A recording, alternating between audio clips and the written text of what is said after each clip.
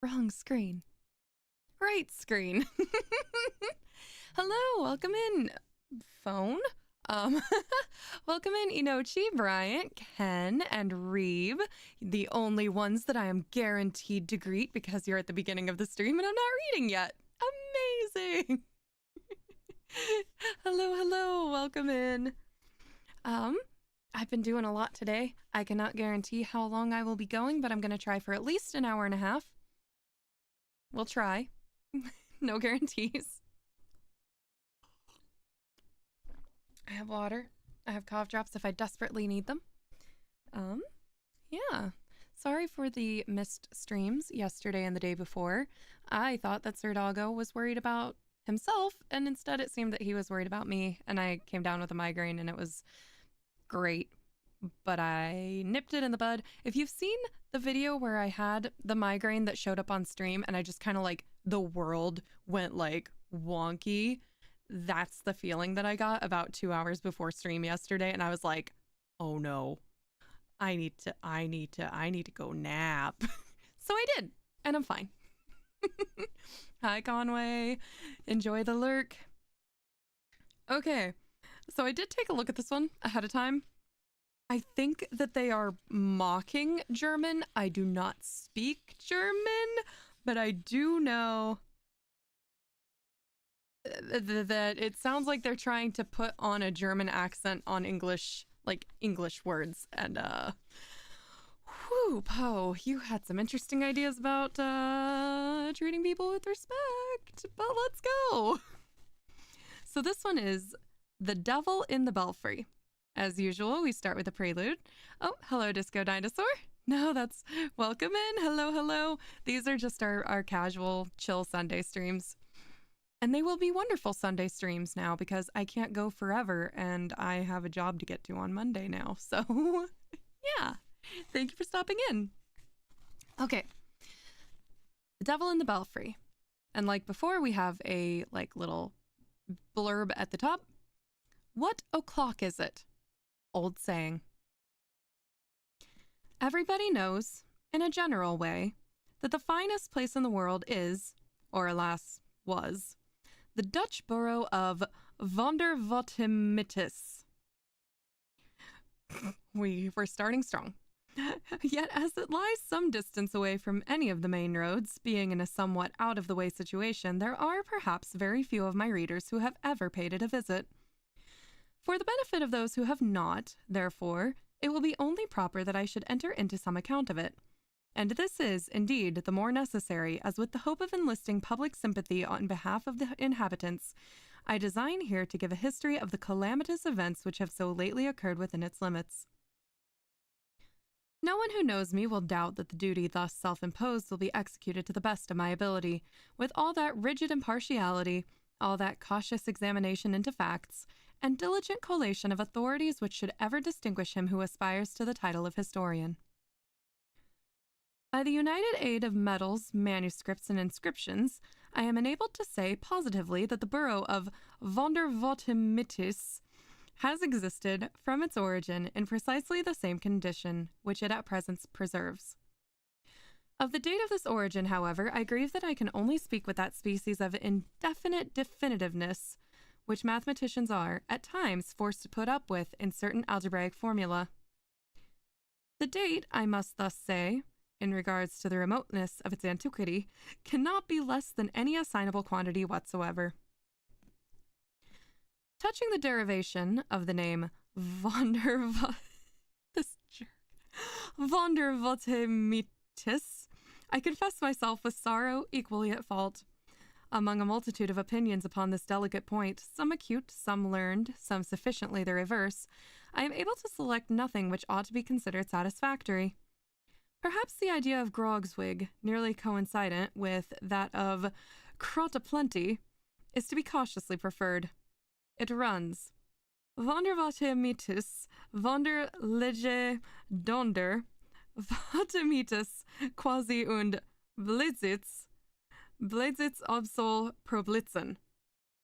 This derivation, to say the truth, is still countenanced by some traces of the electric fluid evident on the summit of the steeple of the house in the town council. I did not choose, however, to commit myself on a theme of such importance, and must refer the reader desirous of the information to the Oratiunculae de Revis Praeter Veteris of Dunderguts. See also Blunderbuzzard de Derivionibus, pages 27 to 5010. Folio, Gothic Edit, Gothic Edit, red and black character, catchword, and no cipher. We're in consult, also marginal notes in the autograph of Stefunderpuff, and the sub-commentaries of Gruntund Guzzle. Notwithstanding the obscurity which thus envelops the date of the foundation of Vondervoltimitis and the derivation of its name, there can be no doubt, as I have said before, that it has always existed as we find it at this epoch. The oldest man in the borough can remember not the slightest difference in the appearance of any portion of it, and, indeed, the very suggestion of such a possibility is considered an insult. The site of the village is in a perfectly circular valley about a quarter of a mile in circumference and entirely surrounded by gentle hills, over whose summit the people have never yet ventured to pass. For this they assign the very good reason that they do not believe there is anything at all on the other side. Round the skirts of the valley, which is quite level and paved throughout with flat tiles, extends a continuous row of 60 little houses. These, having their backs on the hill, must look, of course, to the center of the plain, which is just 60 yards from the front door of each dwelling. Each house has a small garden before it, with a circular path, a sundial, and 24 cabbages. The buildings themselves are so precisely alike that one can in no manner be distinguished from the other. Owing to the vast antiquity, the style of architecture is somewhat odd, but it is not for that reason the less strikingly picturesque. They are fashioned of hard-burned little bricks, red, with black ends, so that the walls look like a chessboard upon a great scale. The gables are turned to the front, and there are cornices, as big as all the rest of the house, over the eaves and over the main doors. The windows are narrow and deep, with very tiny panes, and a great deal of sash. On the roof is a vast quantity of tiles with long curly ears. The woodwork throughout is of a dark hue, and there is much carving about it, with a trifling variety of pattern, for, time out of mind, the carvers of Vondervotimis have never been able to carve more than 2 objects, a timepiece and a cabbage. But these they do exceedingly well, and intersperse them with singular ingenuity wherever they find room for the chisel. The dwellings are as much alike as inside as out, and the furniture is all upon one plan. The floors are of square tiles, the chairs and tables of black-looking wood with thin crooked legs and puppy feet. The mantelpieces are wide and high, and have not only timepieces and cabbages sculpted over the front, but a real timepiece which makes a prodigious ticking on the top in the middle, with a flower pot containing a cabbage standing on each extremity by way of outrider. Between each cabbage and the timepiece again is a little china man having a large stomach with a round hole in it, through which is seen the dial plate of a watch. The fireplaces are large and deep, with fierce, crooked-looking fire dogs.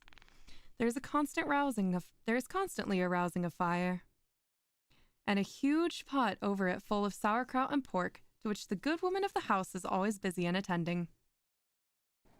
She is a fat little old lady, with blue eyes and a red face, and wears a huge cap like a sugar loaf, ornamented with purple and yellow ribbons. Her dress is of orange-colored linsey-woolsey, made very full behind and very short in the waist, and indeed very short in other respects, not reaching below the middle of her leg. This is somewhat thick, and so are her ankles, but she has a fine pair of green stockings to cover them. Her shoes of pink leather are fastened each with a bunch of yellow ribbons puckered up in the shape of a cabbage. In her left hand she has a heavy little Dutch wand. In her right she wields a ladle for the sauerkraut and pork. By her side there stands a fat tabby cat with a gilt toy repeater tied to its tail, which the boys have fastened there by way of a quiz. The boys themselves are, all 3 of them, in the garden attending the pig. They are each 2 feet in height. They have 3-cornered crooked hats, purple waistcoats reaching down to their thighs, buckskin knee breeches, red woolen stockings, heavy shoes with big silver buckles, long surtout coats, with large buttons of mother of pearl. Each two has a pipe in his mouth and a little dumpy watch in his right hand. He takes a puff and a look, and then a look and a puff. The pig, which is corpulent and lazy, is occupied now in picking up the stray leaves that fall from the cabbages, and now in giving a kick behind at the gilt repeater, which the urchins have also tied to his tail, in order to make him look as handsome as the cat. Right at the front door, in a high-back leather-bottomed armchair with crooked legs and puppy feet like the tables, is seated the old man of the house himself. He is an exceedingly puffy little old gentleman, with big circular eyes and a huge double chin. His dress resembles that of the boys, and I need say nothing further about it. All the difference is that his pipe is somewhat bigger than theirs, and he can make a greater smoke. Like them, he has a watch, but he carries his watch in his pocket. To say the truth, he has something more of importance than a watch to attend to, and what that is I shall presently explain. He sits with his right leg upon his left knee, wears a grave countenance, and always keeps one of his eyes, at least, resolutely bent upon a certain remarkable object in the center of the plain. This object is situated at the steeple of the house of the town council. The town council are all very little, round, oily, intelligent men with big saucer eyes and fat double chins, and have their coats much longer and their shoe buckles much bigger than the ordinary inhabitants of Vondervottemitis. Since my sojourn in the borough, they have had several special meetings and have adopted these 3 important resolutions. That it is wrong to alter the good old course of things, that there is nothing tolerable out of Vondervottemitis, and that we will stick by our clocks and our cabbages. Above the session room of the council is the steeple, and in the steeple is the belfry, where exists, and has existed time out of mind, the pride and wonder of the village, the great clock of the borough of Vondervottemitis. Vondervottemitis. I knew someone would say it. And this is the object to which the eyes of the old gentlemen are turned who sit in the leather-bottomed armchairs. The great clock has 7 faces, one in each of the 7 sides of the steeple, so that it can be readily seen from all quarters. Its faces are large and white, and its hands heavy and black.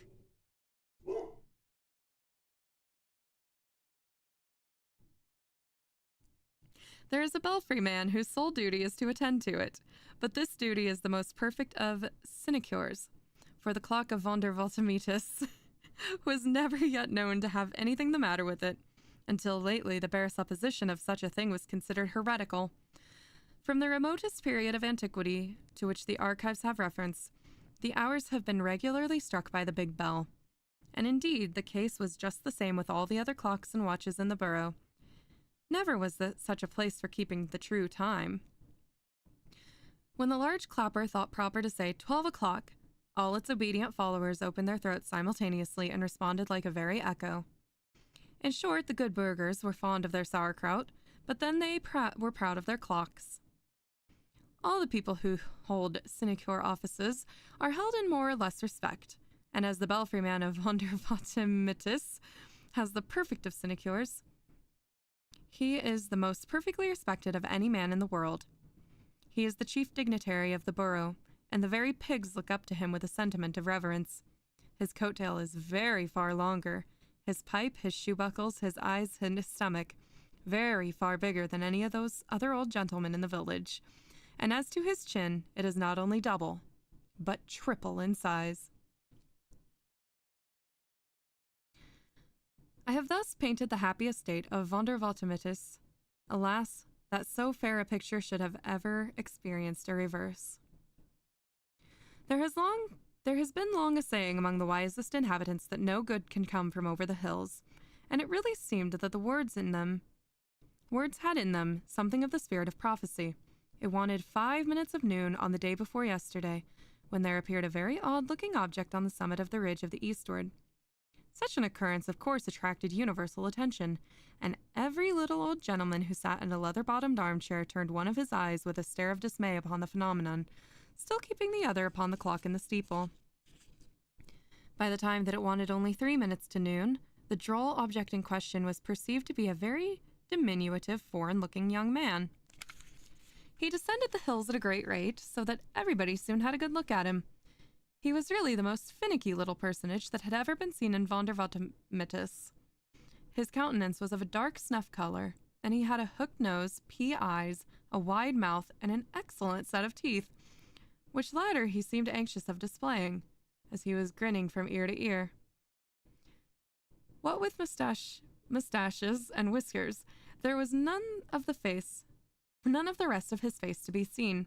His head was uncovered, and his hair neatly done up in papillotes. His dress was a tight-fitting, swallow-tailed black coat, from one of whose pockets dangled a vast length of white handkerchief, black kerseymere knee breeches, black stockings, and stumpy-looking pumps, with huge bunches of black satin ribbon for bows. Under one arm he carried a huge chapeau de bras, and under the other a fiddle nearly 5 times as big as himself. In his left hand was a gold snuff box, from which, as he capered down the hills, cutting all manner of fantastic steps, he took snuff incessantly with an air of the greatest possible self-satisfaction. God bless me! Here was a sight for the honest burghers of Vondervottemitis. To speak plainly, the fellow had, in spite of his grinning, an audacious and sinister kind of face. And as he curveted right into the village, the odd stumpy appearance of his pumps excited no little suspicion, and many a burgher who beheld him that day would have given a trifle for a peep beneath the white cambric handkerchief which hung so obtrusively from the pocket of his swallow-tailed coat. But what mainly occasioned a righteous indignation was that the scoundrelly popinjay, while he cut a fandango here and a whirligig there, did not seem to have the remotest idea in the world of such a thing as keeping time in his steps. The good people of the borough had scarcely a chance, however, to get their eyes thoroughly open when, just as it wanted half a minute of noon, the rascal bounced, as I say, right into the midst of them, gave a chassé here and a balancé there, and then after a pirouette and a pas de zephyr, pigeon-winged himself right up into the belfry of the house of the town council, where the wonder-stricken belfry man sat smoking in a state of dignity and dismay. But the little chap seized him at once by the nose, gave it a swing and a pull, clapped the big chapeau de bras upon his head, knocked it down over his eyes and mouth, and then, lifting up the big fiddle, beat him with it so long and so soundly that, what the belfry man being so fat and the fiddle being so hollow, you would have sworn there was a regiment of double-bass drummers, all beating the devil's tattoo up in the belfry of the steeple of the Vondermitis. There is no knowing to what desperate act of vengeance this unprincipled attack might have aroused the inhabitants, but for the important fact that it now wanted only half a second of noon. The bell was about to strike, and it was a matter of absolute and preeminent necessity that everybody should look well at his watch. It was evident, however, that just at this moment the fellow in the steeple was doing something that he had no business to at the clock. But as now it began to strike, nobody had any time to attend to his maneuvers, for they all had to count the strokes of the bell as it sounded. 1, said the clock. 1, echoed every little old gentleman in every leather-bottomed armchair in Vondervottemitis. 1, said his watch also. 1, said the watch of his vrouw, and 1, said the watches of the boys and the little gilt repeaters on the tails of the cat and pig. 2, continued the big bell, and 2, repeated all the repeaters. 3, 4, 5, 6, 7, 8, 9, 10, said the bell. 3, 4, 5, 6, 7, 8, 9, 10, answered the others. 11, said the big one. 11, assented the little ones. 12, said the bell. 12, they replied, perfectly satisfied and dropping their voices. 12 it is, said all the little old gentlemen, putting up their watches. But the big bell had not done with them yet. 13, said he. Dear Teufel, gasped the little old gentleman, turning pale, dropping their pipes and putting down their right legs from their left knees. Der Teufel, groaned they. 13, 13, mein Gott, it is 13 o'clock. Why attempt to describe the terrible scene which ensued? All Vondervottemitis flew at once in a lamentable state of uproar. What has come to mein Pelly? Roared all the boys. I've been hungry for this hour. What? I know, I feel like I just started reading My Immortal. What has come to mein Kraut? Screamed all the vrouws. It has done rags for this hour. What has come to my pipe? Swore all the little old gentlemen. Donder and Blitzen, it has been smoked out for this hour. And they filled them up again in a great rage, and sinking back into their armchairs, puffed away so fast and so fiercely that the whole valley was immediately filled with impenetrable smoke. Meantime, the cabbages all turned very red in the face, and it seemed as if old Nick himself had taken possession of everything in the shape of a timepiece. The clocks carved upon the furniture took to dancing as if bewitched, while those upon the mantelpieces could scarcely contain themselves for fury, and kept such a continuous striking of 13 and such a frisking and wiggling of their pendulums, as was really horrible to see. But worse than all, neither the cats nor the pigs could put up any longer with the behavior of the little repeaters tied to their tails, and resented it by scampering all over the place, scratching and poking and squeaking and screeching, and caterwauling and squalling and flying into the faces and running under the petticoats of the people, and creating altogether the most abominable din and confusion which it is possible for a reasonable person to conceive. And to make matters still more distressing, the rascally little scapegrace in the steeple was evidently exerting himself to the utmost. Every now and then one might catch a glimpse of the scoundrel through the smoke. There he sat in the belfry upon the belfry man, who was lying flat upon his back. In his teeth the villain held the bell rope, which he kept jerking about with his head, raising such a clatter that my ears ring again to even think of it. On his lap lay the big fiddle, at which he was scraping out of all time and tune, with both hands and making a great show, the nincompoop, of playing Judy O'Flanagan and Patty O'Rafferty. Affairs being thus miserably situated, I left the place in disgust, and now appeal to aid to all lovers of correct time and fine kraut. Let us proceed in a body to the borough, and restore the ancient order of things in Vondervottemitis by ejecting that little fellow from the steeple. Well, that certainly was a story. What was that? Welcome in, Frankie and Chartadarvi and Midnight. And Toby? Did I say hello to you yet? Hi, Toby. And El Perito. Oh, thank you. That's really nice. I think that's the most, poetic anyone has ever described me. Thank you.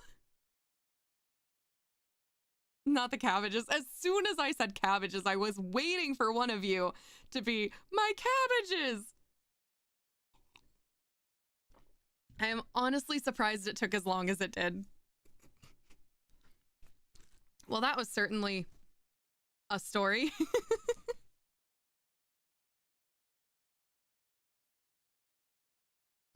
Give me one moment. I need to look something up before I proceed to read this as is.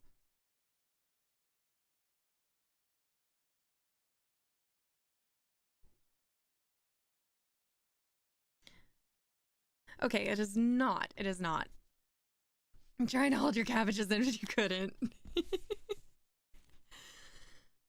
Okay. Oh boy, more French that I'm gonna butcher. I apologize. Welcome in, Bubba. Oh boy. I think it's only...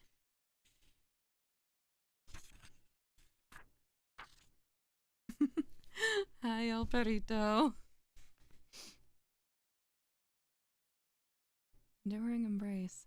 Is that from something? Or did you come up with it yourself? I'll keep an eye out for the answer, but I gotta get back to reading. Okay. I'm good, I'm good. How are you? Okay. Yeah, that was weird. Were you here for the last one? It was also weird. Okay. The Man That Was Used Up. A Tale of the Late Bugaboo and Kickapoo Campaign. Pleurez, pleurez, mais you effondez vos an eau. La moitié de ma vie à mi laut à tombeau. Okay. By Corneille. I cannot just now remember when or where I first made the acquaintance of that truly fine-looking fellow, Brevet Brigadier General John A.B.C. Smith. Someone did introduce me to the gentleman, I am sure, at some public meeting I know very well. Held about something of great importance, no doubt, at some place or other, I feel convinced, whose name I have unaccountably forgotten.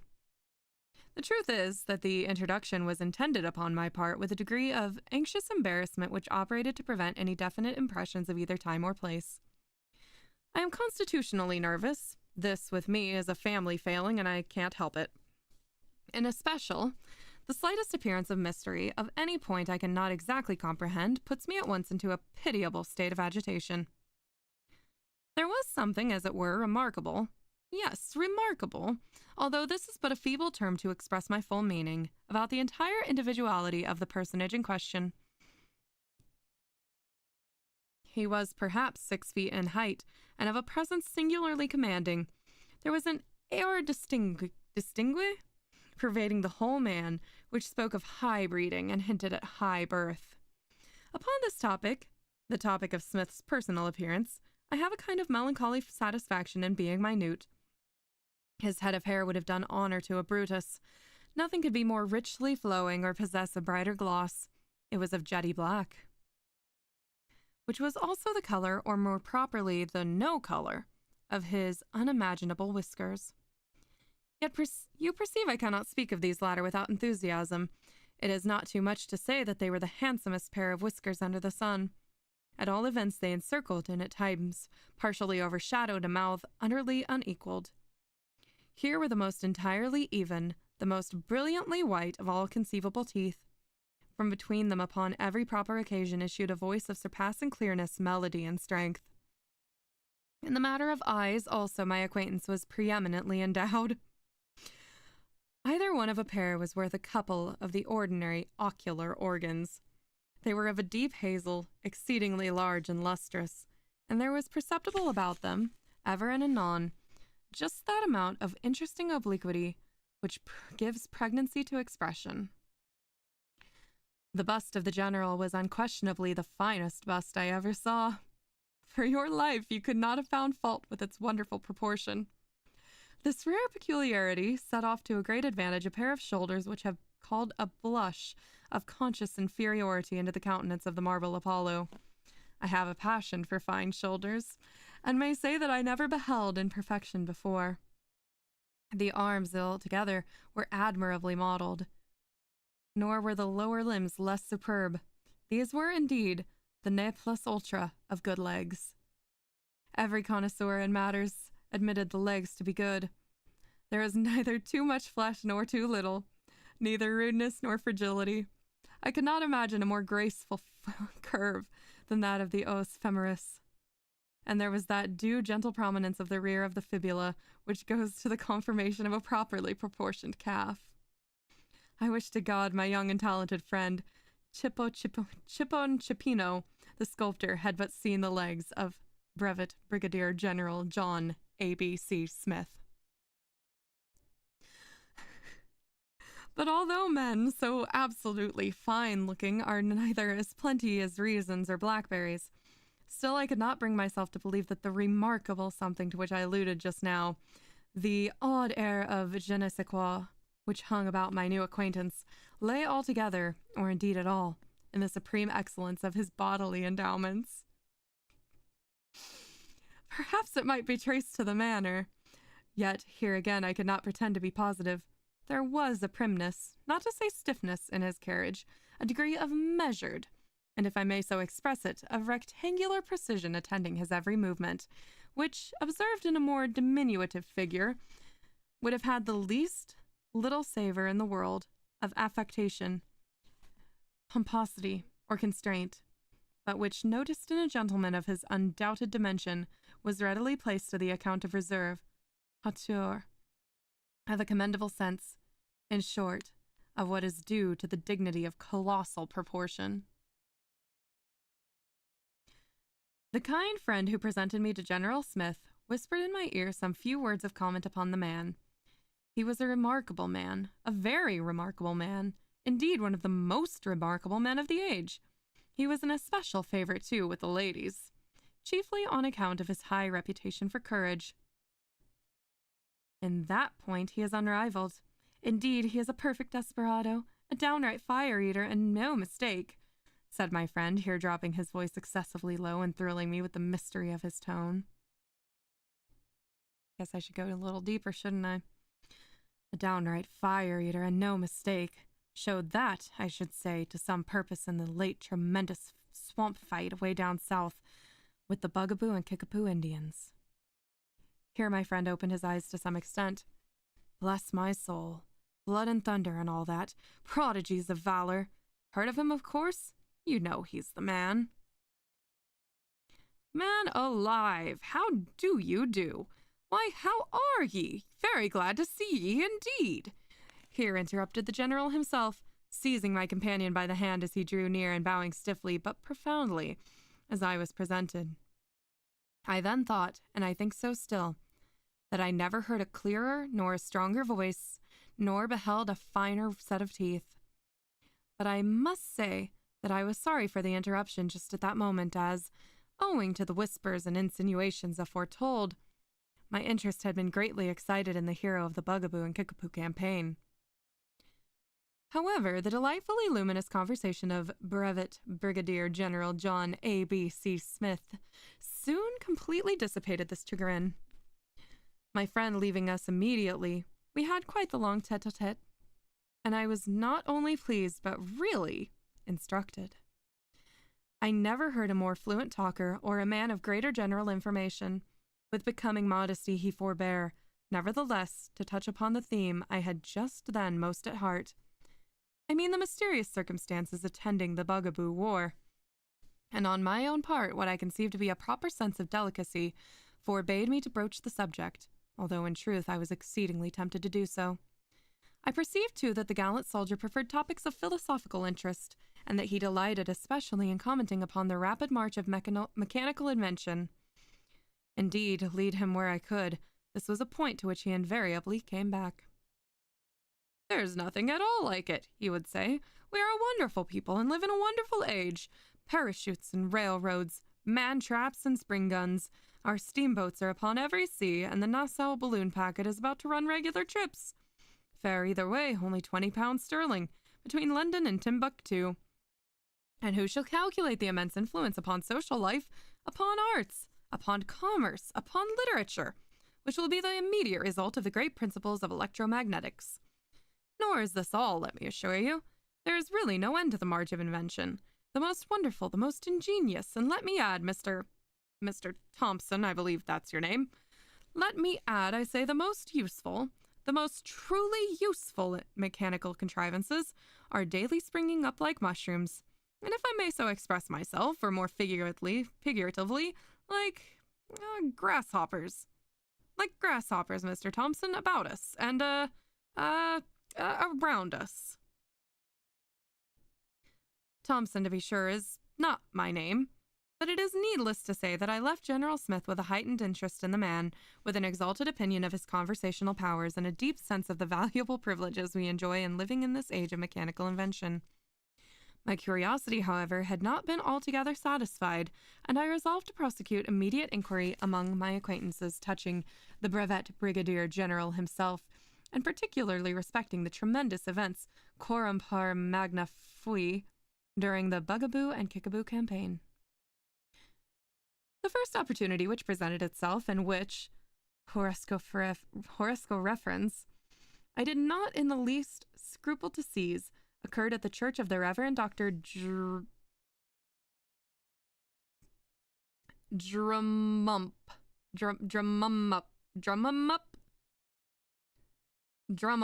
Oh. Okay. Where I found myself established one Sunday just at sermon time, not only in the pew, but by the side of that worthy and communicative little friend of mine, Miss Tabitha T. Thus seated, I congratulated myself, and with much reason, upon the flattering issue of the state of affairs. If any person knew anything about Brevet Brigadier General John A.B.C. Smith, that person, it was clear to me, was Miss Tabitha T. We telegraphed a few signals and then commenced. Sotto voce, a brisk tete-a-tete. Tete-a-tete? Smith, said she in reply to my very earnest inquiry. Smith? Why not General John A.B.C.? Bless me, I thought you knew all about him. This is a wonderfully inventive age. Horrid affair that. Bloody son of wretches, those kickapoos. Fought like a hero. Prodigies of valor. Immortal renown. Smith. Brevet Brigadier General John A.B.C. Why, you know he's the man. Man, here broke in Dr. Drum-em-up at the top of his voice, and with a thump that came near knocking the pulpit about our ears. Man that is born of a woman hath but a short time to live. He cometh up and is cut down like a flower. I started to the extremity of the pew, and perceived by the animated looks of the divine that the wrath which had proved nearly fatal to the pulpit had been excited by the whispers of the lady and myself. There was no help for it. So I submitted with a good grace and listened in all the martyrdom of dignified silence to the balance of that very capital discourse. Next evening found me a somewhat late visitor in the Rantipole Theatre, where I felt sure of satisfying my curiosity at once by merely stepping into the box of those exquisite specimens of affability and omniscience, the Misses Arabella and Miranda Cognoscenti. That fine tragedian climax was doing Iago to a very crowded house, and I experienced some little difficulty in making my wishes understood, especially as our box was next the slips, and completely overlooked the stage. Smith, said Miss Arabella as she at length comprehended the purport of my cure.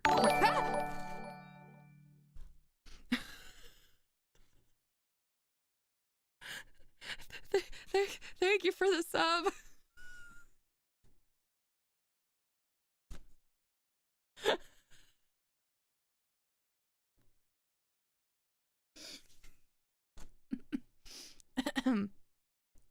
Thank you.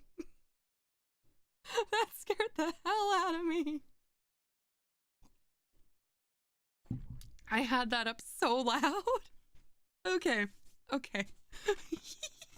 I mean, best jump scare, right? Okay, where was I?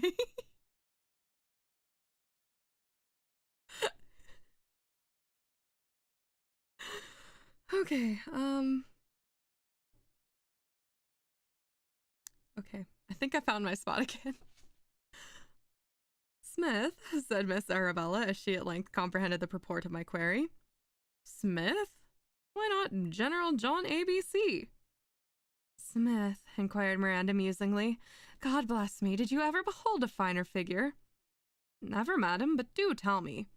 Or so inimitable of grace. Never, upon my word, but pray inform me. Or so just an appreciation of stage effect. Madam, or a more delicate sense of the true beauties of Shakespeare. Be so good as to look at that leg. The devil! And I turned again to her sister. Smith, said she, why not General John A.B.C.? Horrid affair that, wasn't it? Great wretches, those bugaboos, savage and so on, but we live in a wonderfully inventive age. Smith. Oh yes, great man. Perfect desperado, immortal renown. Prodigies of valor, never heard. This was given in a scream. Bless my soul, why, he's the man. Mandragora, nor all the drowsy syrups of the world shall ever medicate thee to that sweet sleep which thou owedst yesterday. Here roared out Climax just in my ear and shaking his fist in my face all the time in a way that I couldn't stand and I wouldn't. I left the Misses Cognoscenti immediately, went behind the scenes forthwith, and gave the beggarly scoundrel such a thrashing as I trust he will remember to the day of his death. Why are they beating so many people? At the soiree of the lovely widow, Miss Kathleen O'Trump, I was confident that I should meet with no similar disappointment. Accordingly, I was no sooner seated at the card table with my pretty hostess for vis-a-vis than I propounded those questions, the solution of which had become a matter so essential to my peace. Smith, said my partner. Why, not General John A.B.C. Horrid affair that, wasn't it? Diamonds, you say? Terrible wretches, those Kickapoos. We are playing whist, if you please, Mr. Tattle. However, this is the age of invention, most certainly. The age, one may say. The age par excellence. Speak French? Oh, quite a hero. Perfect desperado. No hearts, Mr. Tattle, I don't believe it. Immortal renown and all that. Prodigies of valor. Never heard. Why, bless me, he's the man. Frankie. Man? Captain Man? Here screamed some little feminine interloper from the farthest corner of the room. Are you talking about Captain Man in the duel? Oh, I must hear. Do tell. Go on, Miss O'Trump. Do now go on. And go on Mrs. O'Trump did. All about a certain Captain Man who was either shot or hung, or should have been both shot and hung. Yes, Mrs. O'Trump, she went on, and I went off. There was no chance of hearing anything farther that evening in regard to Brevet Brigadier General John A.B.C. Smith. Still, I consoled myself with the reflection that the tide of ill luck would not run... Wow, okay, that's not a word I'm gonna say. Against me forever, and so determined to make a bold push for information at the rout of that bewitching little angel, the graceful Mrs. Pirouette. Smith, said Mrs. P, as we twirled about together in a pas de zephyr. Smith? Why, not General John A.B.C. Dreadful business, that of the bugaboos, wasn't it? Dreadful creatures, those Indians. Do turn out your toes. I really am ashamed of you. Man of great courage, poor fellow, but this is a wonderful age for invention. Oh, dear me, I'm quite out of breath. Quite a desperado, prodigies of valor. Never heard, can't believe it. I shall have to sit you down and enlighten you. Smith, why, he's the man. Man Fred, I tell you, here bawled out Mrs. Boblo, as I led Mrs. Pirouette to a seat. Did anybody ever hear the like? It's Man Fred, I say, and not all by any means Man's Friday. Here Miss Bablou beckoned to me in a very peremptory manner, and I was obliged, willy-nilly, to leave Mrs. P for the purpose of deciding a dispute touching the title of a certain poetical drama of Lord Byron's. Although I pronounced, with great promptness, that the true title was Man Friday, and not by any means Man Fred, yet when I returned to seek Miss Pirouette, she was nowhere to be discovered, and I made my retreat from the house in a very bitter spirit of animosity against the whole race of the Bablus.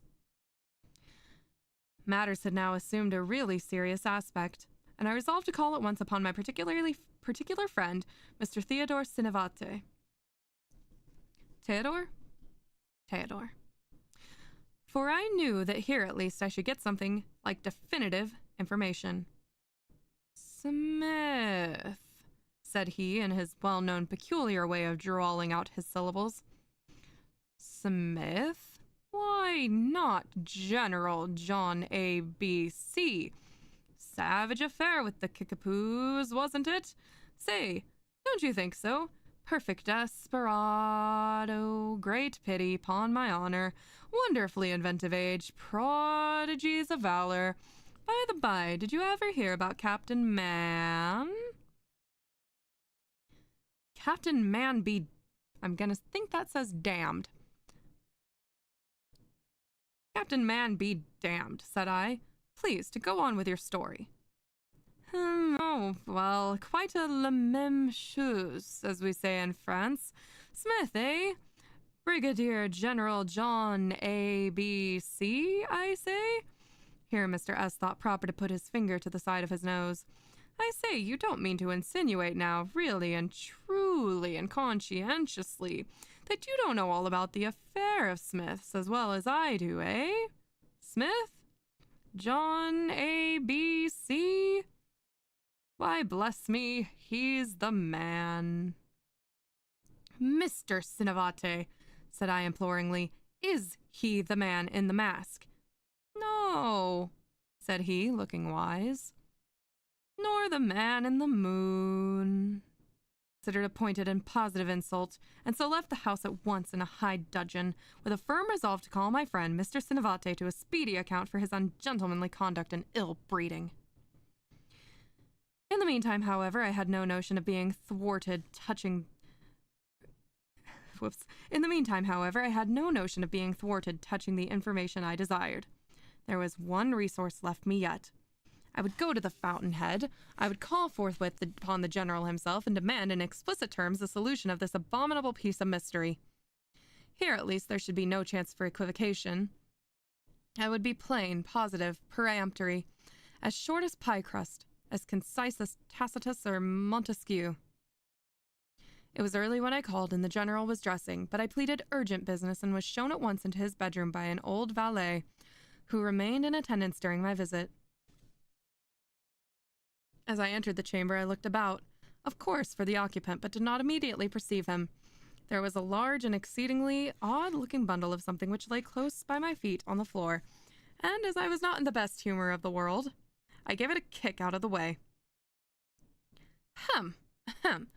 Rather civil, that, I should say, said the bundle in one of the smallest... Oops. Rather civil, that, I should say, said the bundle in one of the smallest and altogether the funniest little voices between a squeak and a whistle that I ever heard in all the days of my existence.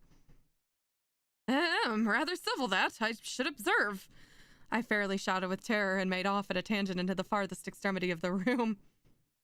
God bless me, my dear fellow, here again whistled the bundle. What? Why, what is the matter? I really believe you don't know me at all. What could I say to all this? What could I? I staggered into an armchair and with staring eyes and an open mouth awaited the solution of the wonder. Strange you shouldn't know me, though, isn't it? Presently re-squeaked the nondescript, which I now perceived was performing upon the floor some inexplicable evolution very analogous to the drawing of a stocking. There was only a single leg, however, apparent. Strange you shouldn't know me, though, isn't it? Pompey, bring me that leg. Pompey is back! Here Pompey handed the bundle a very capital cork leg, all readily dressed, which it screwed on in a trice, and then it stood upright before my eyes. And a bloody action it was, continued the thing as if in a soliloquy. But then one mustn't fight with the bugaboos and kickapoos and think of coming off with the mere scratch. Pompey, I'll thank you for that arm. Thomas, turning to me, is decidedly the best hand at a cork leg, but if you should ever want an arm, my dear fellow, you must really let me recommend to you Bishop. Here Pompey screwed on an arm. We had rather hot work of it, that you may say. Now, you dog, slip on my shoulders and bosom. Fatigue makes the best shoulders, but for a bosom you will have to go to Descro. Bosom, said I. Pompey, will you never be ready with that wig? Scalping is a rough process after all, but then you could procure such capital scratch at Delorme's. Scratch? Now you, my teeth! For a good set of those, you'd better go to Parmley's at once. High prices, but excellent work. I saw lots of very capital articles, though, when the big bugaboo rammed me down with the butt end of his rifle. Butt end? Rammed down? My eye! Oh yes, by the by, my eye. Here, Pompey, you scamp, screw it in. Those kickapoos are not so very slow at a gouge, but he's a belied man, that Dr. Williams, after all. You can't imagine how well I see with the eyes of his make. I now began very clearly to perceive that the object before me was nothing more nor less than my acquaintance, Brevet Brigadier General John A.B.C. Smith. The manipulations of Pompey had made, I confess, a very striking difference in the appearance of the personal man. The voice, however, still puzzled me no little, but even this apparent mystery was speedily cleared up. Pompey, you rascal! Squeaked the general. I really do believe you wouldn't let me go without my pallet. Hereupon Pompey, grumbling out an apology, went up to his master, opened his mouth with the knowing air of a horse jockey, and adjusted therein a somewhat singular-looking machine in a very dexterous manner that I could not altogether comprehend. The alteration, however, in the entire expression of the general's countenance was instantaneous and surprising. When he again spoke, his voice had resumed all that rich melody and strength which I had noticed upon our original introductions. Damn the vagabonds! Said he in so clear a tone I positively started at the change. Damn the vagabonds! They not only knocked in the roof of my mouth, but took out the trouble to cut out at least 7/8 of my tongue. There isn't Bonfanti's equal, however, in America, for really good articles of this description. I can recommend you to him with great confidence. Here the general bowed, and assure you that I have the greatest pleasure in so doing.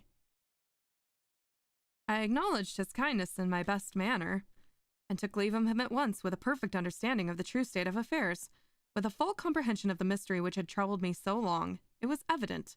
It was a clear case. Brevet Brigadier General John A.B.C. Smith was the man. Was the man that was used up.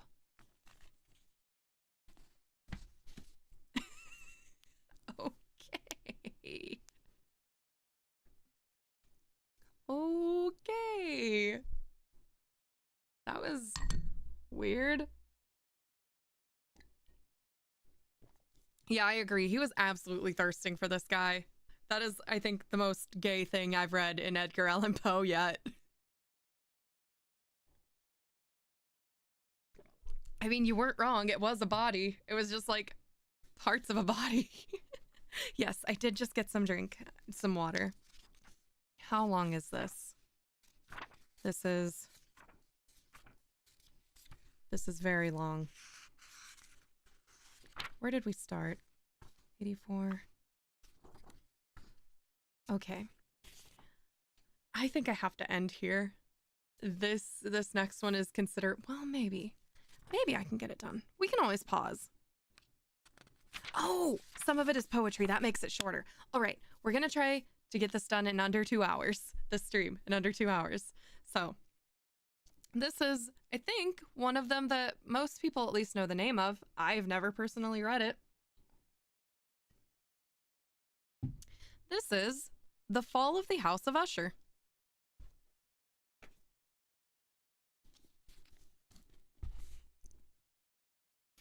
Son cur est un luth suspendu, sitot con le toucher il ressonne. De Beranger? I don't know. Definitely gay.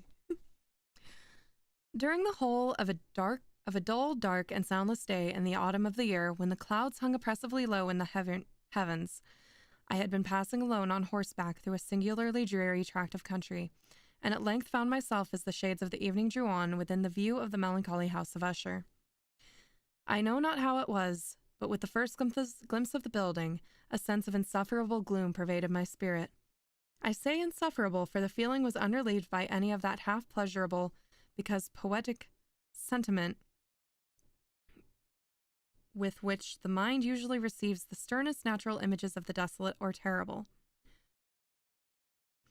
I looked upon the scene before me, upon the mere house, and the simple landscape features of the domain, upon the bleak walls, upon the vacant eye-like windows, upon a few rank sedges, and upon a few white trunks of decayed trees, with an utter depression of soul which I can compare to no earthly sensation more properly than to the after-dream of the reveller upon opium. The bitter lapse into everyday life, the hideous dropping off of the veil.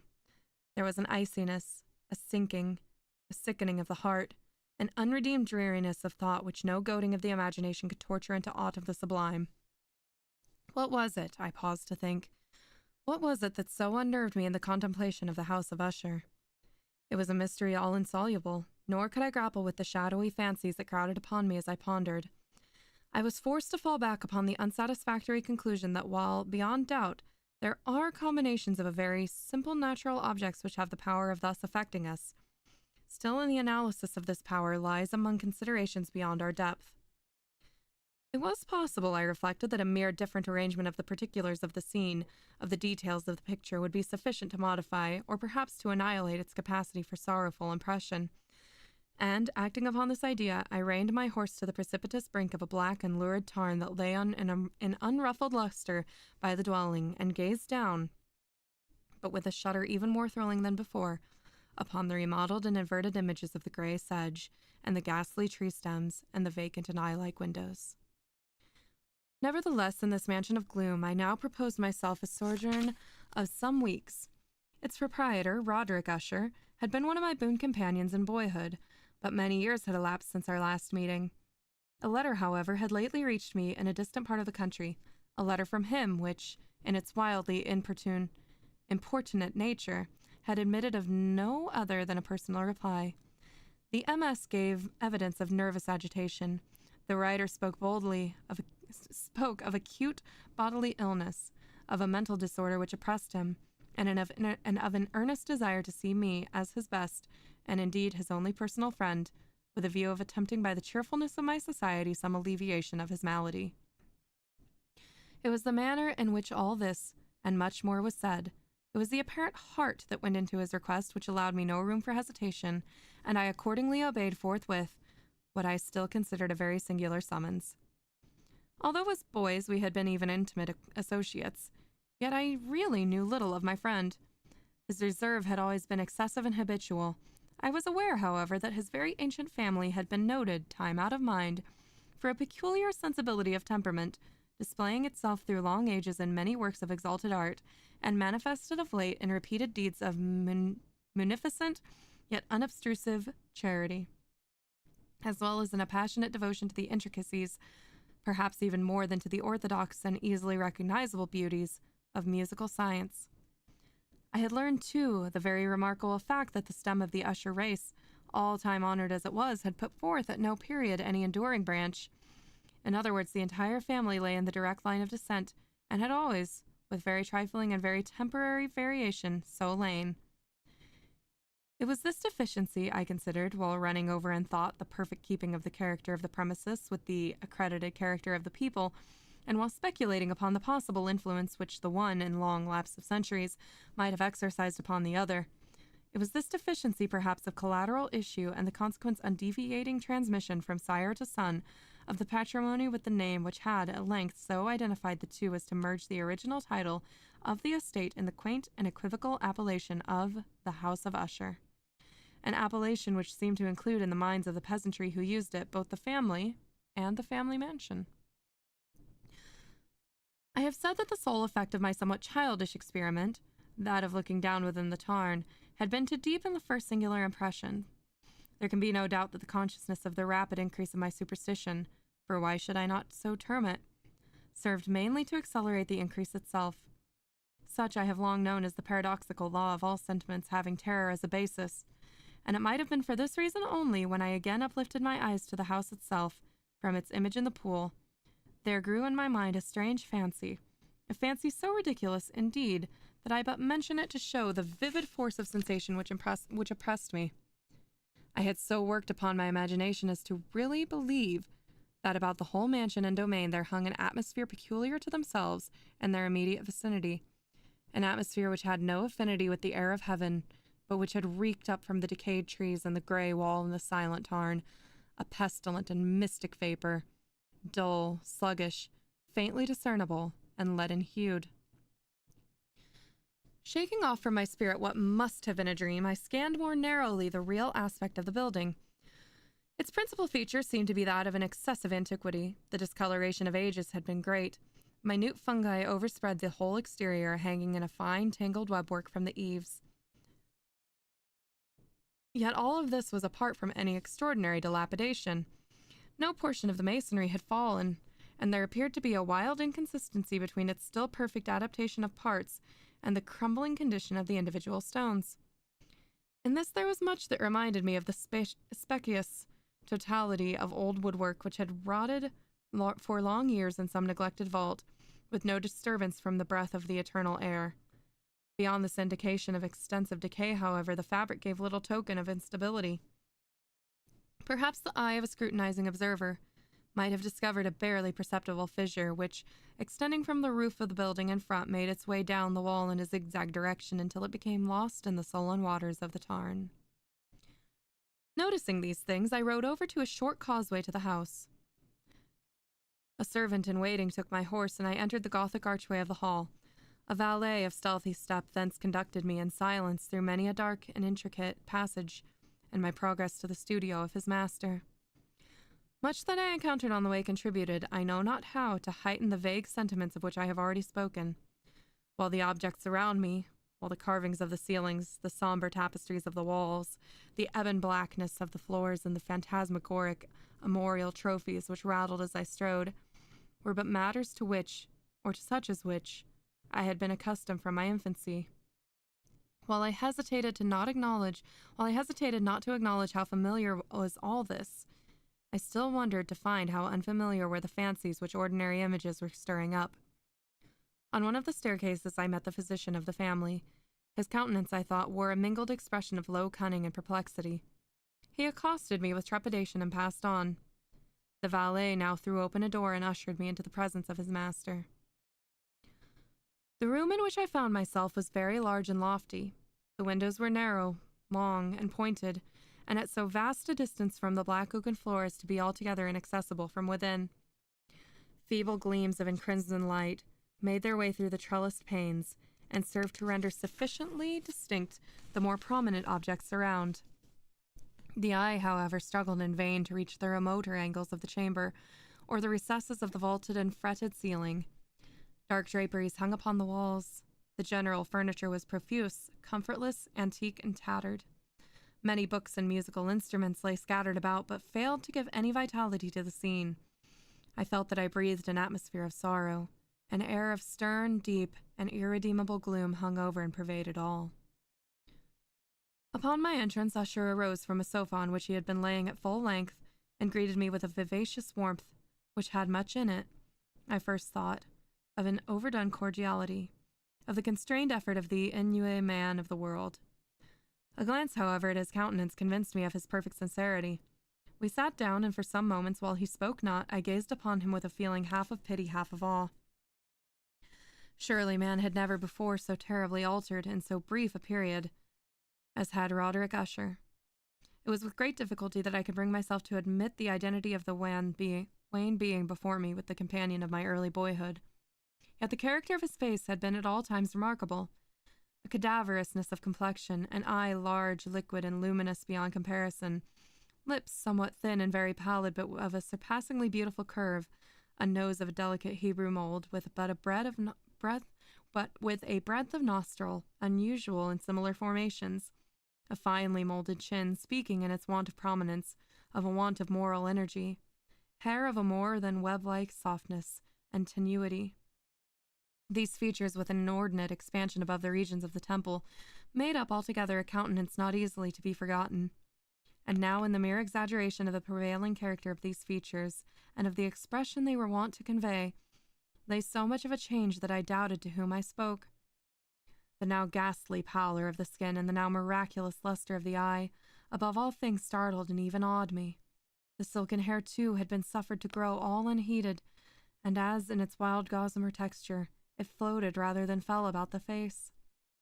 I could not, even with effort, connect its arabesque expression with any idea of simple humanity. In the manner of my friend, I was at once struck with an incoherence, an inconsistency, and I soon found this to arise from a series of feeble and futile struggles to overcome with a habitual trepidancy, an excessive nervous agitation. For something of this nature I had indeed been prepared, no less by his letter, than by reminiscences of certain boyish traits, and by conclusions deducted from his peculiar physical conformation and temperament. His action was alternately vivacious and sullen. His voice varied rapidly from a tremulous indecision when the animal spirits seemed utterly in abeyance, to that species of energetic concision, that abrupt, weighty, unhurried, and hollow-sounding enunciation, that leaden, self-balanced, and perfectly modulated guttural utterance which may be observed in the lost drunkard or the irreclaimable eater of opium during periods of his most intense excitement. It was thus that he spoke of the object of my visit, of his earnest desire to see me, and of the solace he expected me to afford him. He entered at some length into what he conceived to be the nature of his malady. It was, he said, a constitutional and a family evil, and one for which he despaired to find a remedy. A mere nervous affectation, he immediately added, which would undoubtedly soon pass off. It displayed itself in a host of unnatural sensations. Some of these, as he detailed them, interested and bewildered me, although perhaps the terms and the general manner of the narration had their weight. He suffered much more from a morbid acuteness of the senses. The most insipid food was alone endurable, and he could only wear garments of a certain texture. The odors of all flowers were oppressive. His eyes were tortured by even a faint light, and there were but peculiar sounds, and these from stringed instruments, which did not inspire him with horror. To an anomalous species of terror I found him a bounden slave. I shall perish, said he. I must perish in this deplorable folly. Thus, and not otherwise shall I be lost. I dread the events of the future, not in themselves, but in their results. I shudder at the thought of any, even the most trivial incident which may operate upon this intolerable agitation of soul.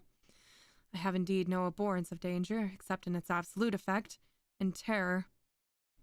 In this pitiable condition, I feel that the period will sooner or later arrive when I must abandon life and reason altogether in some struggle with the grim phantasm, fear. I learn, moreover, at intervals and through broken and equivocal hints, another singular feature of his mental condition. He was enchained by certain superstitious impressions in regard to the dwelling which he tenanted, and whence, for many years, he had never ventured forth in regard to an influence whose supposititious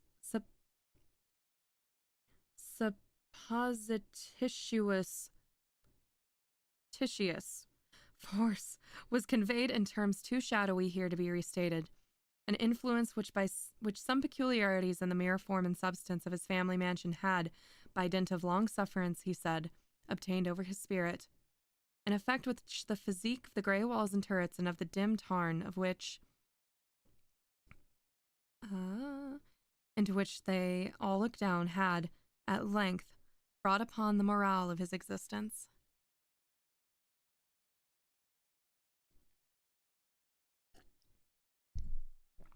I thought Macbeth was Shakespeare. This is Edgar Allan Poe. Isn't Macbeth Shakespeare? Right?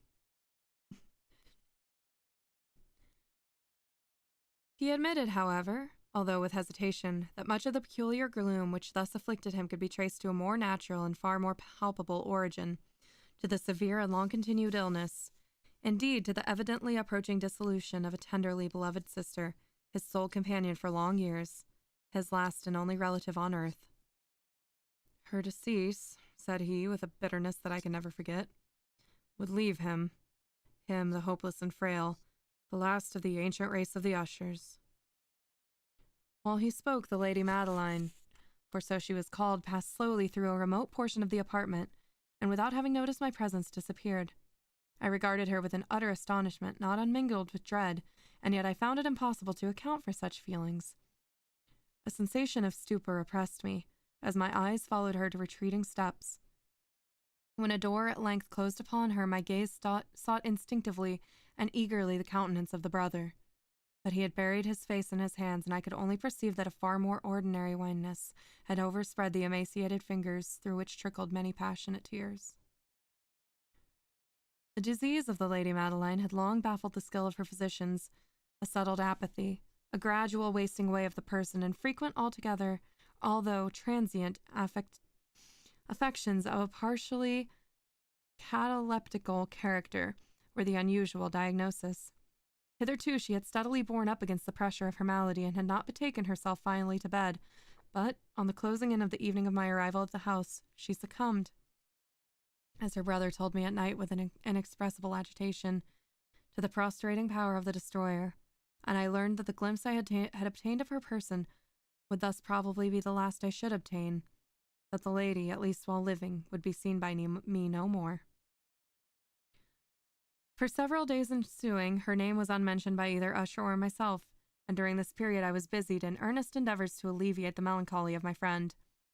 We painted and read together, or I listened as if in a dream, to the wild improvisations of his speaking guitar, and thus, as a closer and still closer intimacy admitted me more unreservedly into the recesses of his spirit, the more bitterly did I perceive the futility of all attempt at cheering a mind from darkness, as if an inherent, positive quality poured forth upon all objects of the moral and physical universe in one unceasing radiation of gloom. I shall ever bear about me a memory of the many solemn hours I thus spent alone with the master of the House of Usher. Yet I should fail in any attempt to convey an idea of the exact character of the studies, or of the occupations in which he involved me, or led me the way. An excited and highly distempered ideality threw a sulphurous luster over all. His long improvised dirges will forever ring in my ears. Among other things, I hold painfully in mind a singular, certain perversion, an amplification of the wild air of the last waltz of von Weber. From the paintings over which his elaborate fancy brooded, and which grew, touch by touch, into vagueness, at which I shuddered the more thrillingly. Excuse me, sorry. Because I shuddered, knowing not why. From these paintings, vivid as their images now are before me, I would in vain endeavor to adduce more than a small portion which should lie within the compass of merely written words. By the utter simplicity, by the nakedness of his design, he arrested and overawed attention. If ever mortal painted an idea, that mortal was Roderick Usher. For me, at least, in the circumstances then surrounding me, there arose out of the pure abstractions which the hypochondriac contrived to throw upon his canvas an intensity of intolerable awe. No shadow of which I felt I ever yet in the contemplation of the certainly glowing yet too concrete reveries of Fuseli. One of the phantasmagoric conceptions of my friend, partaking not so rigidly to the spirit of abstraction, may be shadowed forth, although feebly, in words. A small picture presented the interior of an immensely long and rectangular vault or tunnel, with low walls, smooth, white, and without interruption or device. Certain accessory points of the design served well to convey the idea that this excavation lay at an exceeding depth below the surface of the earth. No outlet was observed in any portion of its vast extent, and no torch or other artificial source of light was discernible, yet a flood of intense rays rolled throughout and bathed the whole in a ghastly and inappropriate splendor. So the usher that he is talking with is the brother, but they did make reference to the sister who died. Or shortly died, is dying, probably died. Let me look back.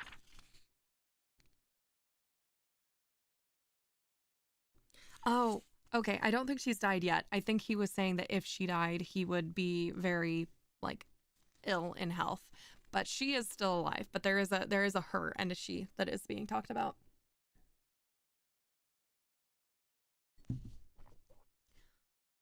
I have just spoken of that morbid condition of the auditory nerve, which rendered all music intolerable to the sufferer, with the exception of certain effects of stringed instruments.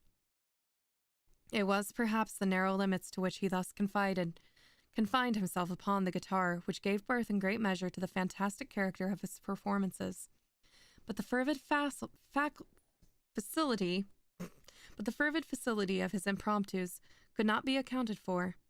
They must have been and were in the tones, as well as in the words of his wild fantasias, for he not unfrequently accompanied himself with rhymed verbal improvisations. The result of that intense mental collectedness and concentration to which I have previously alluded is observable only in particular moments of the highest artificial excitement. The words of one of these rhapsodies I have easily remembered. I was perhaps the more forcibly impressed with it, as he gave it, because, in the under or mystic current of its meaning, I fancied that I perceived, and for the first time, a full consciousness on the part of Usher, of the tottering of his lofty reason upon her throne. The verses, which were entitled The Haunted Place, ran very nearly, if not accurately, thus. In the greenest of our valleys, by good angels tenanted, once a fair and stately palace, radiant palace, reared its head. In the monarch thought's dominion it stood there. Never seraph spread a pinion over fabric half so fair. Banners yellow, glorious golden, on its roof did float and flow. All this was in the olden time long ago. And every gentle air that dallied on that sweet day, and the ramparts plumed and pallid, a winged odor went away. Wanderers in that happy valley, through two luminous windows saw, spirits moving musically to a lute's well-tuned law. Round about a throne where sitting, Porphyrogeny? In state his glory well befitting, the ruler of the realm was seen. And with all pearl and ruby glowing was the fair palace door, through which came flowing, flowing, flowing, and sparkling evermore, a troop of echoes whose sweet duty was but to sing, in voices of surpassing beauty, the wit and wisdom of their king. But evil things in robes of sorrow assailed the monarch's high estate. Ah, let us mourn, for never morrow shall dawn upon him desolate. And round about his home the glory that blushed and bloomed is but a dim remembered story of the old time entombed. And travelers now within that valley through the red-litten windows see vast forms that move fantastically to a discordant melody. While, like a rapid ghastly river through the pale door, a hideous throng rush out forever and laugh but smile no more.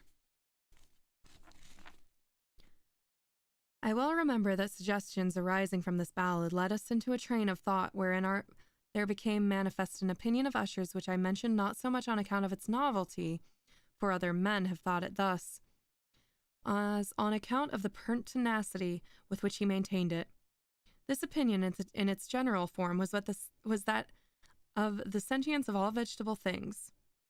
But in his disordered fancy, the idea had assumed a more daring character and trespassed under certain conditions upon the kingdom of inorganization. I lack words to express the full extent or the earnest abandon of his persuasion. The belief, however, was connected, as I have previously hinted, with the grey stones of his home, of his forefathers. The conditions of the sentience had been there, he imagined, fulfilled in the method of collocation of these stones, in the order of their arrangement, as well as that of the many fungi which overspread them, and of the decayed trees which stood around, above all, in the long undisturbed endurance of this arrangement, and in its reduplication in the still waters of the tarn. Its evidence, the evidence of the sentience, was to be seen, he said, and I here started as he spoke, in the gradual yet certain condensation of an atmosphere of their own about the waters and the walls. The result was discoverable, he added, in that silent yet inopportune and terrible influence which for centuries had molded the destinies of his family, and which made him what I now saw him, what he was. Such opinions need no comment, and I will make none. Our books, the books which for years had formed no small portion of the mental existence of the invalid, were, as might be supposed, in strict keeping with this character of phantasm.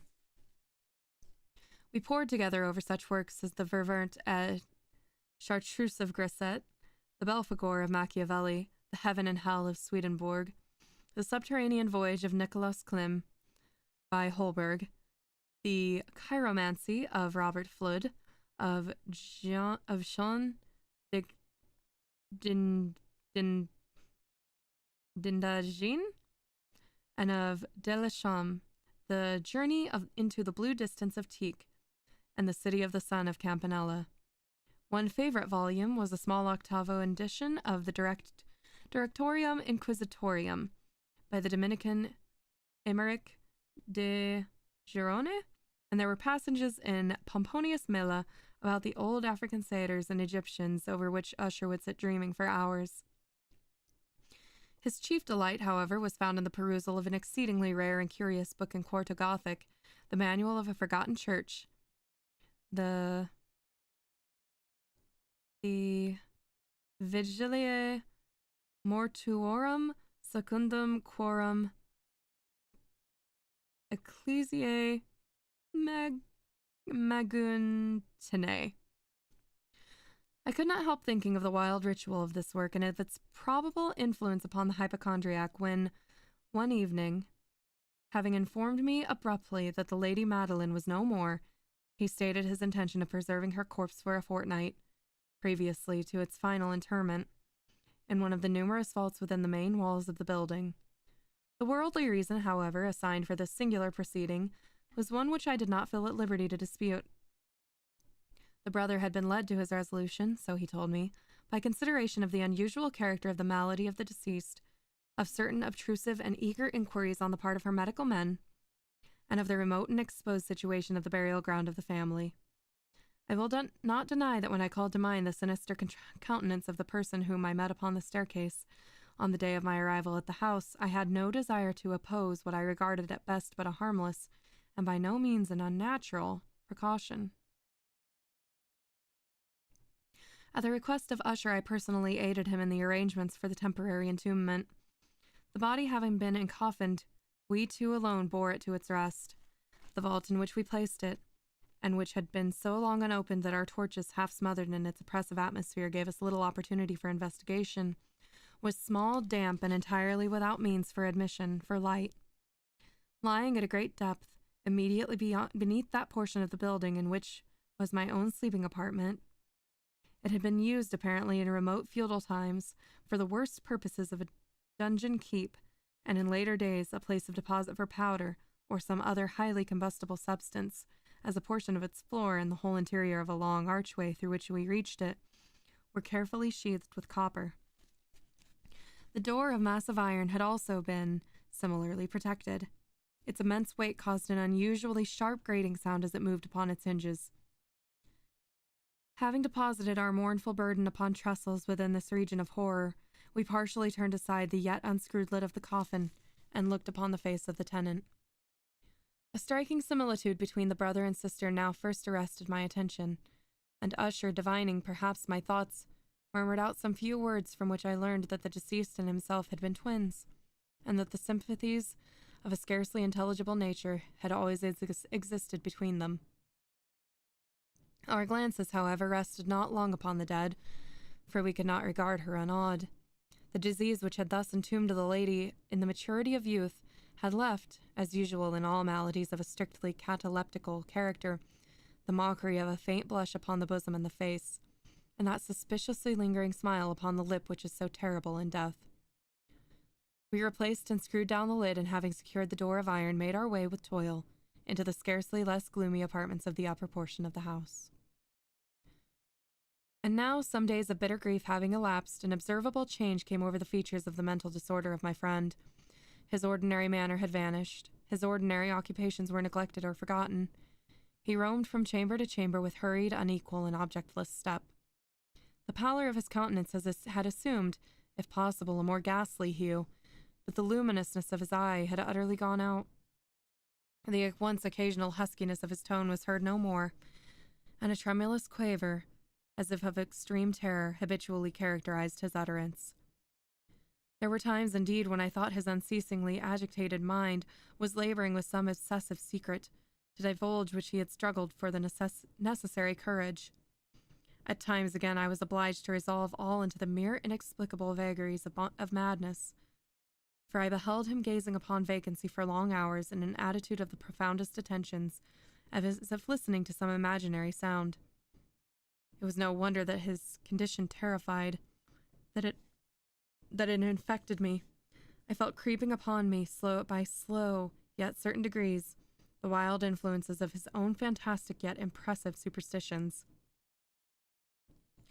It was especially upon retiring to bed late in the night of the 7th or 8th day after placing of the Lady Madeline within the dungeon that I experienced the full power of such feelings.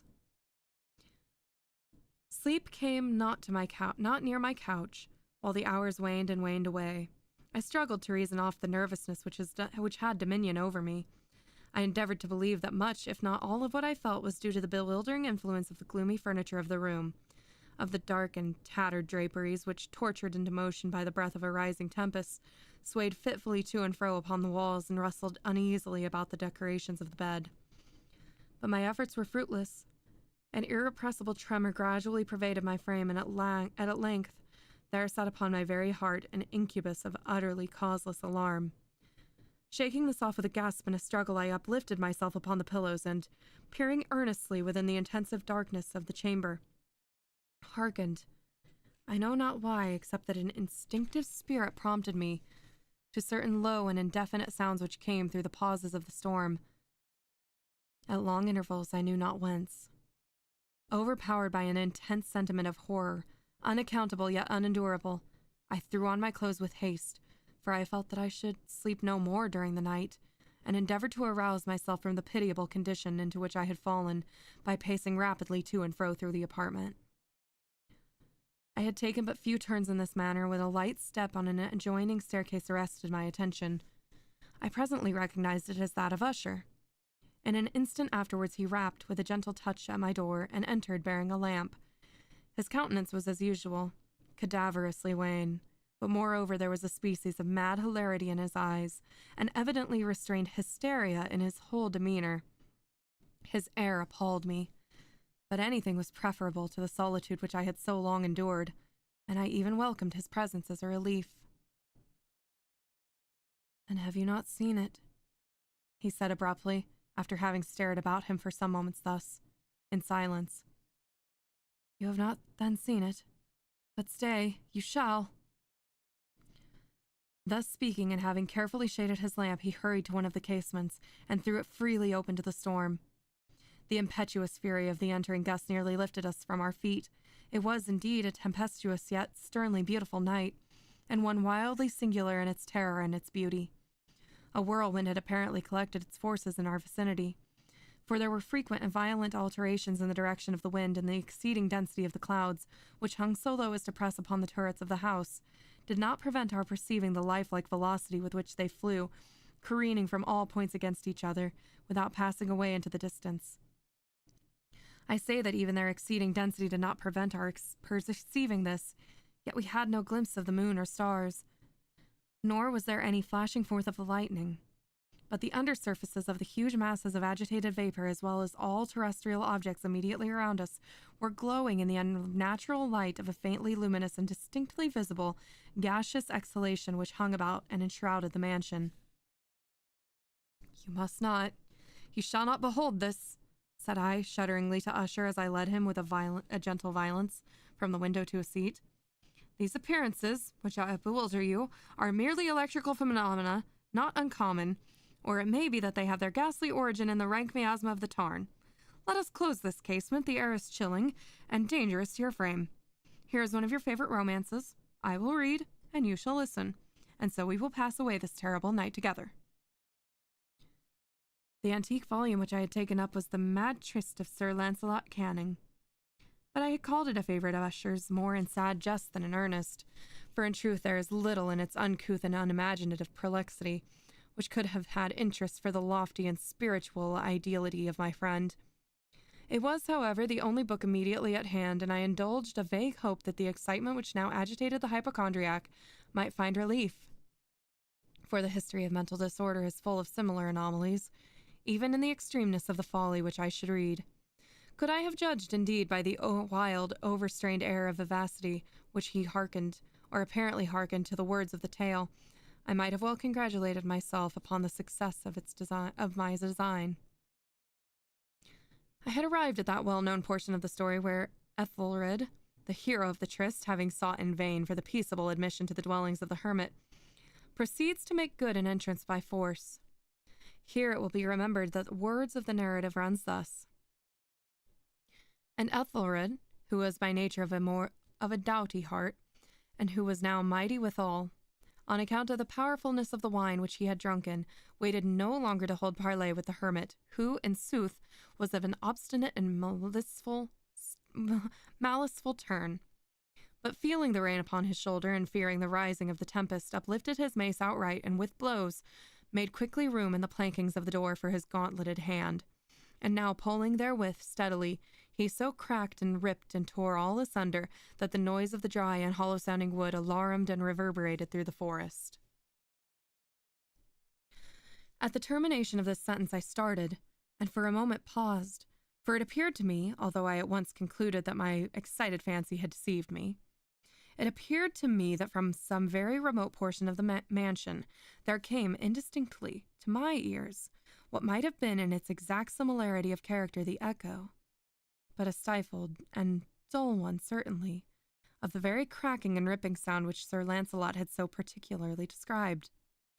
It was, beyond doubt, the coincidence alone which had arrested my attention, for, amid the rattling of the sashes of the casements and the ordinary commingled noises of the still increasing storm, the sound in itself had nothing, surely, which would have interested me, or disturbed me. I continued the story. But the good champion Ethelred, now entered within the door, was sore enraged and amazed to perceive no signal of the maliceful hermit, but, in the stead thereof, a dragon of a scaly and prodigious demeanour, and of a fiery tongue, which sate in guard before a palace of gold, with a floor of silver, and upon the wall there hung a shield of shining brass with this legend enwritten: "Who entereth herein, a conqueror hath been, who slayeth the dragon, the shield he shall win."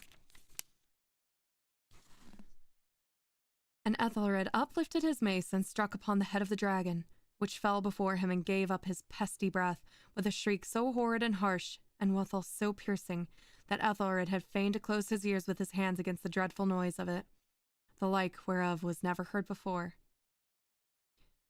Here again I paused abruptly, and now with a feeling of wild amazement, for there could be no doubt whatever that, in this instance, I did actually hear. Although from what direction it proceeded I found impossible to say, a low and apparently distant, but harsh, protracted, and most unusual screaming or grating sound, the exact counterpart of what my fancy had already conjured up for the dragon's unnatural shriek as described by the romancer. Oppressed as I certainly was upon the occurrence of this second and this most extraordinary coincidence, by 1,000 conflicting sensations in which wonder and extreme terror were predominant, I still retained sufficient presence of mind to avoid exciting, by any observation, the sensitive nervousness of my companion. I was by no means certain that he had noticed the sounds in question, although assuredly a strange alteration had during the last few minutes taken place in his demeanor. From a position fronting my own he had gradually brought round his chair so as to sit with his face to the door of the chamber, and thus I could but partially perceive his features, although I saw that his lips trembled as though he were murmuring inaudibly. His head had dropped upon his breast, yet I knew he was not asleep from the wide and rigid opening of the eye as I caught a glimpse of it in profile. The motion of his body, too, was at variance with this idea, for he rocked from side to side with a gentle yet constant and uniform sway. Having rapidly taken notice of all of this, I resumed the narrative of Sir Lancelot, which thusly proceeded.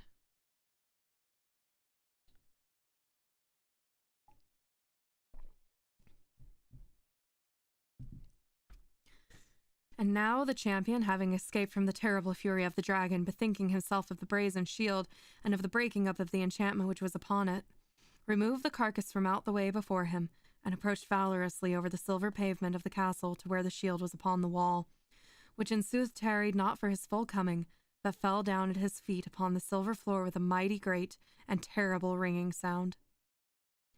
No sooner had these syllables passed my lip than, as if a shield of brass had indeed at the moment fallen heavily upon a floor of silver, I became aware of a distinct, hollow, metallic, and clangorous, yet apparently muffled reverberation.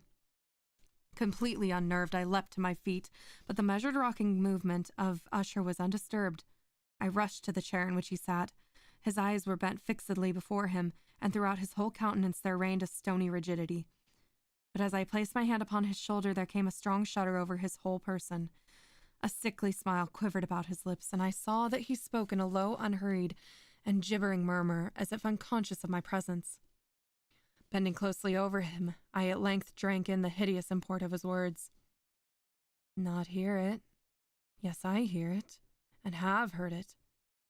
Long, long, long, many minutes, many hours, many days have I heard it, yet I dared not, oh pity me. Miserable wretch that I am, I dared not speak. We have put her living in the tomb. Said I not that my senses were acute? I now tell you that I heard her first feeble movements in the hollow coffin. I heard them many, many days ago, yet I dared not speak.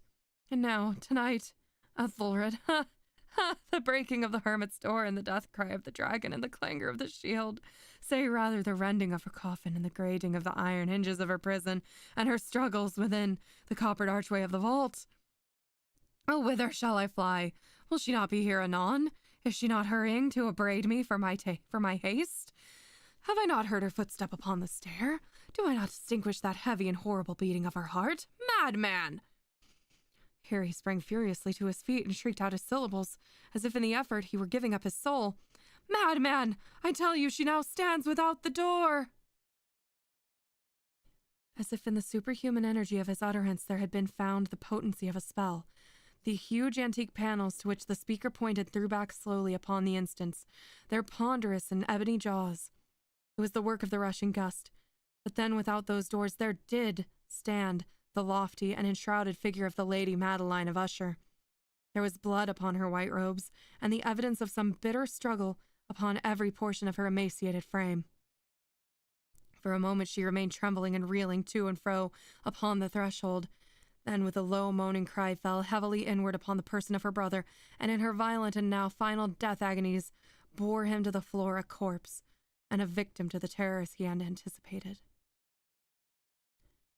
From that chamber and from that mansion I fled aghast. The storm was still abroad in all its wrath as I found myself crossing the old causeway. Suddenly there shot upon the path a wild light, and I turned to see whence a gleam so unusual could have issued, for the vast house and its shadows were alone behind me. The radiance was that of the full setting and blood-red moon, which now shone vividly through that once barely discernible fissure, of which I have spoken before as extending from the roof of the building in a zigzag direction to the base.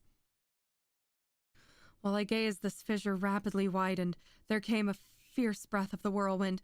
The entire orb of the satellite burst at once upon my sight. My brain reeled, and I saw the mighty walls rushing asunder. There was a long, tumultuous shouting sound like the voice of 1,000 waters, and the deep and dank tarn at my feet closed sullenly and silently over the fragments of the house of Usher.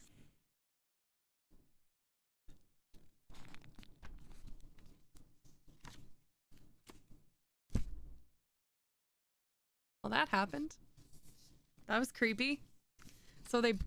So a lot of that story was just him setting the tone of him speaking with Usher and the ways that they dallied about their days, with a minor reference to the sister that became important later, where the sister was buried alive and then came to, I guess, punish her brother for not coming to retrieve her and killed him too.